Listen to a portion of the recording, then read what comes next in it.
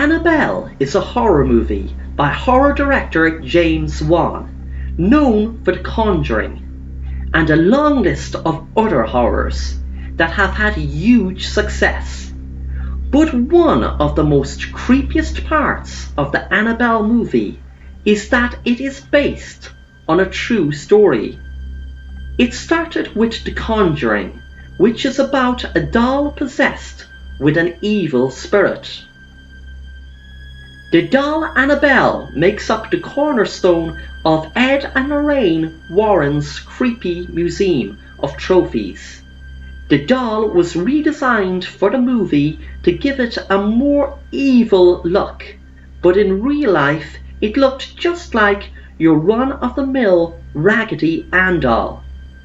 Donna got the Annabelle doll from her mother in 1970. Her mom bought the used doll at a hobby store. Donna was a college student at the time and was living with a roommate named Angie. First, neither of them thought the doll was anything special. That all changed over time, when the two girls began to realize the doll was moving on its own. It was just little changes in direction at first, but within a few weeks of Annabelle changing position, it eventually seemed to become fully mobile. Donna and Angie would leave the apartment with the doll perched on the bed, but came home to see it on the couch. The girl's friend Lou hated the doll, but Donna and Angie kept looking for a rational explanation.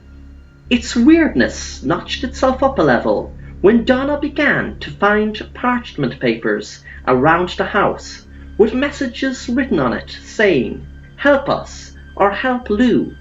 Nobody in the house at the time had parchment paper.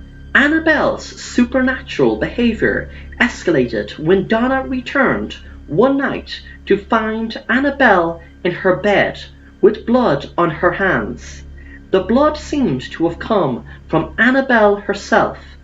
After numerous unexplained events, the girls eventually hired a medium, who explained long before their apartment block was built, there had been a field on that property.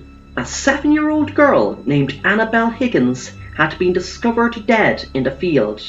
Annabelle's spirit came into the house and possessed the doll when the girls came into it. The doll took advantage of Donna and Angie being nursing students.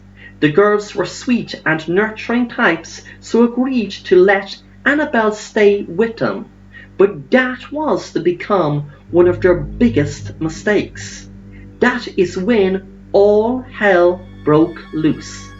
Lou had nightmares of Annabelle in his bed while he was frozen stiff, and the doll slid up his chest and choking him eventually. He woke up terrified, frightened for the girls. After an exorcism, the doll was given to Ed and Lorraine Warren. Eventually, after the doll elevating and other events, the doll was put in a locked case built by the Warrens, and where it resides till this day. Just last year, I was listening to a radio show with Ed Warren on an Irish radio station, and Ed was asked, did anyone want to buy the doll? And he was offered $1 million, but he refused. He was offered $2 million, but refused again. His explanation to not sell the doll was he felt it would be too dangerous to leave the doll in the hands of someone in the outside world. Making it stranger, during the radio interview, when he was asked about would he sell the doll, there was a weird cry very softly in the background. People started ringing in the radio station, and the DJ even mentioned it. Afterwards they edited it and cut out background noise and put the sound up again, and it was really clear there did seem to be a sound of crying in the background, which I heard myself and lots of more listeners, including the radio show host. Could this be a coincidence? Or was it Annabelle playing up to her antics once again? Annabelle remains in Ed and Lorraine's enclosed case, with no doubt hopes for its day to escape and do what Annabelle wants to do. Well everybody, I hope you enjoyed this video, and if you did, please subscribe to the Assassin Rapper if you haven't already. And also be sure to hit that bell and be notified on new content.